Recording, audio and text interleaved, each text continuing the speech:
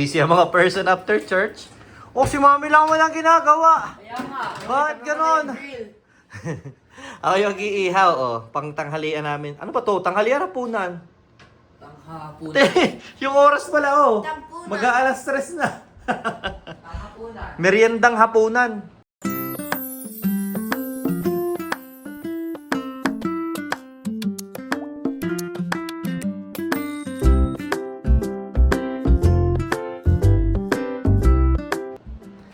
Ito ay sa nagliligpit ng hindi namin ano kanina kasi nagmamadali kaming pumuntang church. Naiwan na namin yan. Si kuya naman gagawa ng sago kasi meron kaming tako. Siya na lang ang gagawa ng arnibal at saka sago. Mas mura. Kasi Mura! $3 lang to kapag bumili ka ng kompletong set doon. Kulang bitin pa sa amin. Eh, 8. Magkano ba yun? Halos 10 na. Akala ko $8 yun. Ay, hindi. $8. Ito, $3 lang. Siya nagagawa ng arnibal at ano, sago. Yo! Ito ah, sipag naman yan. Ano kinakain yan?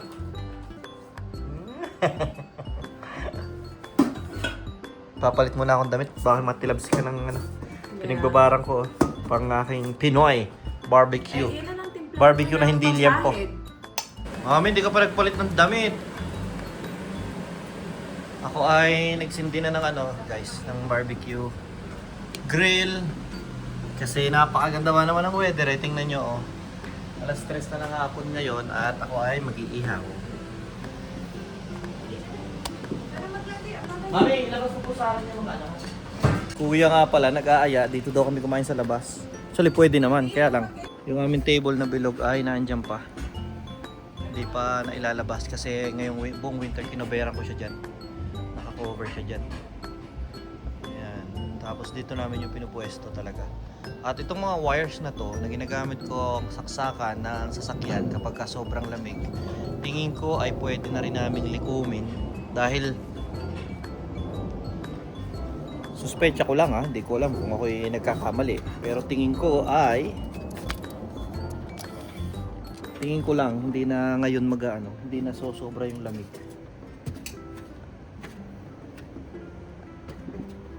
Tingin ko lang sa init na to ngayon at February na. Palagay ko hindi na mag-extreme weather or sa sobrang lamig para gumamit pa ulit tayo ng saksakan. Kaya bala kong ano na yan, likumin na yung mga saksak na yan. Yan. Iyon, oh. Umuusok na. Linisin ko lang muna ito para masimulan na ang pag-iihaw. Kita nyo naman yan. Naka-display na yung anong tawag dyan? Ang higaan na yan, di ba? Para mag-sunbathing dyan. Hali.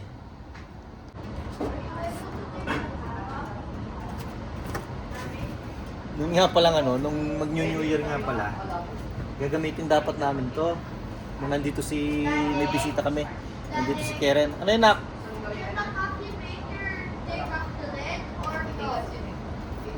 No. Tanong mo, ask mommy. Gagamitin dapat namin to. Napag-alaman ko na hindi pala pwede kasi nung tinry namin buksan to, mag-iihaw kami ng liempo. Nako, nagpo-frozen dito sa may bandang dito sa regulator. So parang sobrang lamig niya, nagpo-frozen siya. Namamatay yung apoy, sobrang lamig kasi temperature namin doon parang nasa minus 20 ganyan, napakalamig doon nung mag-New Year.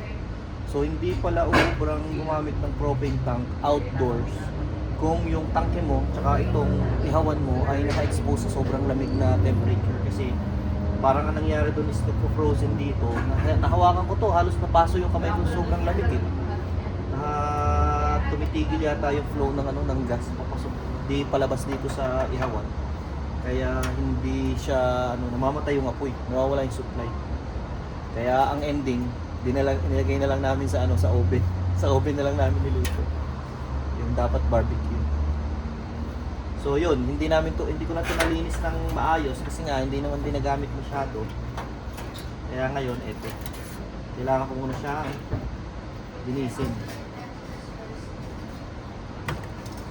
Kayurin muna natin para sigurado. O, diba? Malinis na. Napakaganda na linis ako doon sa snow. Yan. So, itong tong na to, ginagamit ko lang to pang kaskas ng uling. Yan.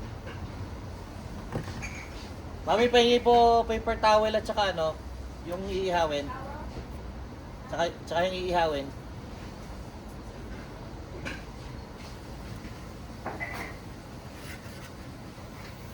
Paper towel lock.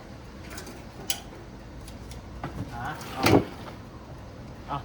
Gusto ko lang lagay ah. So, kuha na rin pala ako ng ano.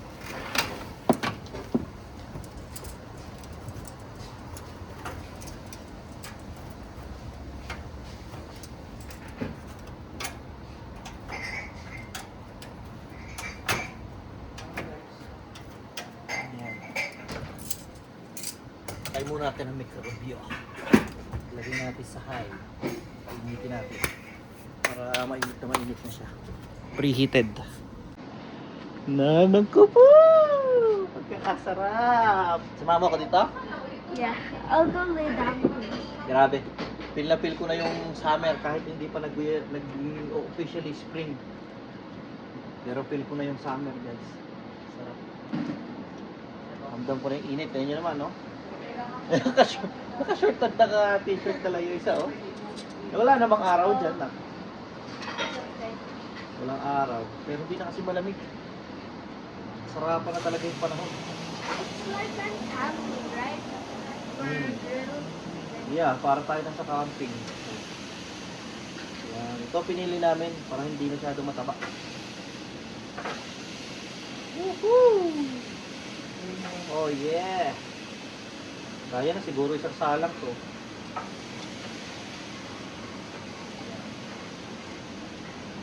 Hindi. I'll go chisel some ice. This is the chisel.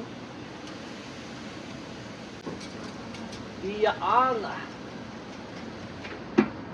Hindi. Dali na natin to. Mabuti na natin itong mga ano.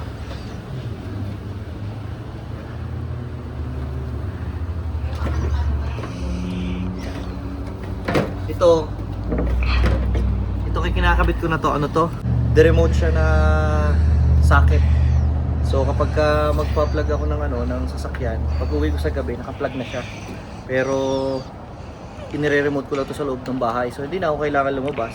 Pagka kailangan ko nang painitin yung black heater ng sasakyan. Para sa akin ay ano, tapos na ang winter. Hihi! Ayun ko muna kasi basa.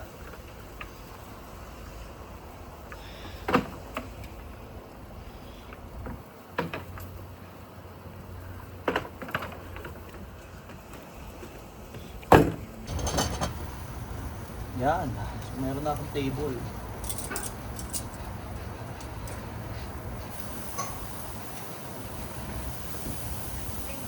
Yun, no? Woo! Sarap.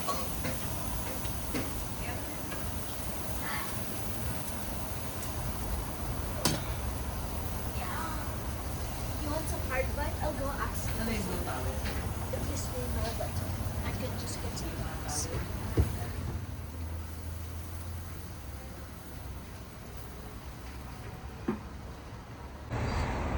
Grabe. Kanina mainit eh. Bigla naman kasi yung hangin lumamig. Guys, February pa lang naman dito sa Calgary. Pero talagang, tingnan nyo naman, napakalinis ng ano, di ba? Konti na lang yung natitirang ice sa daan. Pero paminsan-minsan, pag nag-blow ng malakas yung hangin, lumalamig pa rin. Kaya ito, napa-jacket ako. Kanina naka-t-shirt lang. I'm wearing shorts and Yung mga bata, hindi giniginaw. short sleeves. Bali wala sa kanilang ginawa. Ganyan na lang gagawin Kuya, natin. ang sarap. Mas maigi pa yung ganyan. This is Nagawa better mong than all arnibon the at ano, desserts. sagu. This is the best Ang tamis. Patay tayo dyan. Mama, This is the best ang dessert. tamis na na. Ang sarap, oh. Gusto ko dagdagan ng sago. Sa daming sago. Come buy it. $100 each. Is that good? You want more sago, Johan? Ay anak, mamaya na, magdadagdag. Puno na yung baso ko eh. Tira mo yung isa pang yun. Ah, anong taste? Hap. So good. Kuya, Nap. gawa mo yan eh. Ayos. Bisitahin natin ang ating niluluto. Look at this, guys. Woo! Oh, yes! Perfect. Perfect na naman ang kain natin today. Mapaparice na naman. Oo, may isang salang lang. Oh, wow! Halika, tikman mo. May papatigim ako sa'yo. Napakalupit. Ito. Ay, kuhanin mo. Ito. Ayan na. Tikman mo. Tikman mo. Papasukin ako. Napakasarap ng timpla ko. Ang sarap ng timpla. Yung tira-tira asukal. Mas masarap pa. Diba? Eh, Sarap. dati sakto yung ganyan na... Mas gusto ko yan, malaman. Malaman Hindi na puro may taba. Konti lang ang Gusto ko. taba. Sarap.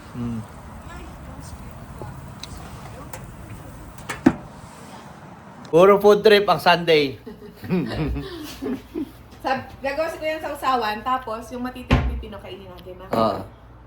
Pero kanin tayo. Kanin. Ayun, Mapapakanin tayo Ang ngayon. plano kasi, pag may natira, Pambaon. pambaon, para ewan ko lang. kung may Mukhang walang mababaon. Kasi ilang pirasong parang pork chop lang yun. Anim lang yun eh. Anim na pork chop with kayang bone. ubusin yun.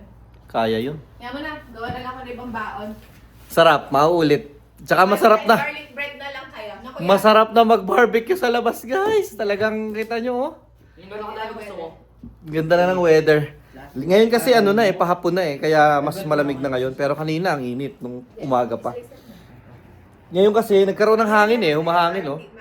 Kaya medyo malamig. Ayun, iniwan ko na dun. Nagluluto na siya mag-isa dun. Yeah. At ang tinira namin, ang pinag-inama namin, taho, ubos. Sarap. Isagawa ni Kuyang sagor, ni Bal. Wala eh, food trip is life. Next time, Daddy, pag tayo, sulit yan, dalawahin na natin yung taho. Or sabi namin, pwede daw tayo magawa, ang dami natin oat milk. Oat. Tayo gagawa yan? Soy milk. Masira pansya natin sa ganyan pag tayo gumawa, baka mapanis eh. Hindi yung ganyan yung binibili. So, tanggalin ko yung seeds. $3 lang na Tanggalin hinaya ko pa. yung seeds, so ano. Hindi. Hayaan mo na, sama mo na. Kain naman lahat yan. Kamay mo na naman ha. Mahiwa na naman. Mas masarap pa yung timpla natin ng arniba. Sarap ng timpla ng barbecue. Sarap. Hindi pa kami kumakain, gagawa na raw ulit kami. Tsaka mas gusto ko pa yung ganong cut ng ng baboy eh, yung wala masyadong taba. Ang liempo kasi dito guys, sobrang taba. Napakataba talaga. Tapos walang balat, pero ang daming taba. Suotin ko na bukas. Yan. Gagawa siya sa usaway, may suka daw. Sarap. Ano natagpuan mo sa mailbox? Tambak na. Tambak na papeles na naman. Yeah. Tingnan niyo naman hindi kasi kami regular nakakapag-check ng mailbox linggo-linggo eh. Ang mailbox kasi namin guys, hindi kagaya sa ibang bahay na nakadikit sa bahay. Ang mailbox namin is may isang lugar dyan sa street. Tapos pumupunta lahat ng tao doon, may mga bahay doon nagche-check. Pero marami yan, halos sa bawat corner meron yan eh. Yan. Oh, may rib fest sa August. Last time kasi, ang tagal hindi namin agad na bisita yung mailbox. Eh, dumating na pala yung yung tawag dito, yung assessment ng bahay, galing sa city ng Calgary. So, lumabas na yung assessment, nagkatanungan kami mga tropa sa trabaho. Kasi merong iba sa amin, ang assessment ng property nila is bumaba sa location nila, sa address nila. Dito naman sa amin, tumaas, no? Yung assessment ng bahay. Magkano yung nakaraan natin? 500... 6 yata yan? 506. Oo, tapos tumaas siya ng 2,000, naging 508. Kulang ko lang 509. Oo, kulang 509. So, ibig sabihin, halos eksaktong 2,000 na tinaas eh. Tingnan ko yung difference eh. At napa-research ako, normal ba na yung property ng pagkakabili mo sa bahay, yung market na value ay mas mataas kaysa sa assessed value ng city. O normal daw talaga yun.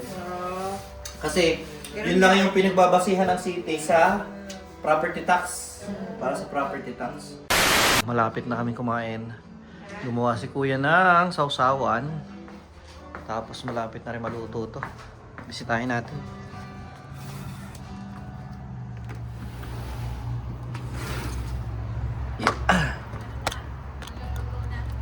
Malapit na.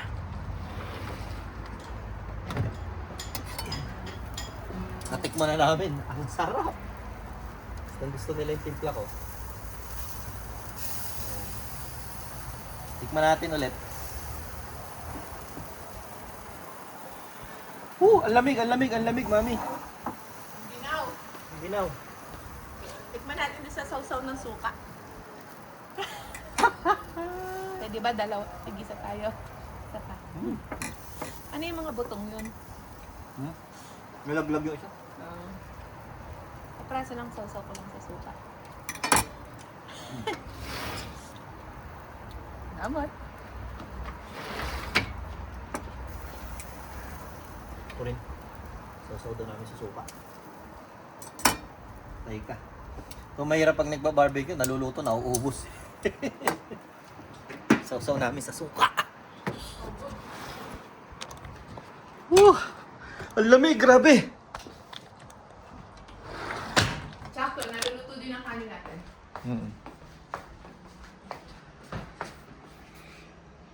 Lagay natin dyan. Samahan natin ng sibuyas at pepino. Ayan. Oh, sarap nito. Good, no? Sarap. Ang sarap. Lapit na yan. Makakain na tayo. Pero hindi ko alam kung ano ba tawag sa kain namin na yan. Alas 4 na ng hapon. Hindi ko alam kung hapunan ba yun, merienda o ano. Basta.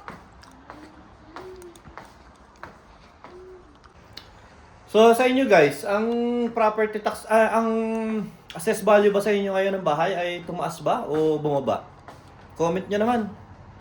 Para may idea lang tayo. Ika nga ay hindi price tag, ang assessed value ng city. Hindi yun yung actual price na mabibili mo ang isang property. Especially daw dito sa Calgary na very dynamic ang market. Expected mo talaga na mas mataas ang sales price kesa sa assessed value ng isang property. At kung gusto mo talagang makasigurado kung nasa ayos o nasa tama yung presyo ng pagkabili mo ng bahay, mas accurate daw na pagbasihan yung tinatawag nila na na CMA o comparative market analysis. Yun talagang doon mo makikita siguro kung ano talaga yung presyuhan, depende sa lugar, doon sa neighborhood Yun yung tinatawag nilang comparative market analysis. Kumbaga yung assessment value ng bahay galing sa city, hindi yun talaga yung basihan kung magkano mo mabibili ang hindi mo maitutulad yon sa magiging actual na magiging presyo na magkakabentahan ang seller at saka ang buyer, di ba? Kasi definitely itong pagkabili namin sa bahay na to, mas mataas talaga yung presyo niya kaysa doon sa lumalabas na assessed value ng bahay, kasi nga ay nasa 508 something lang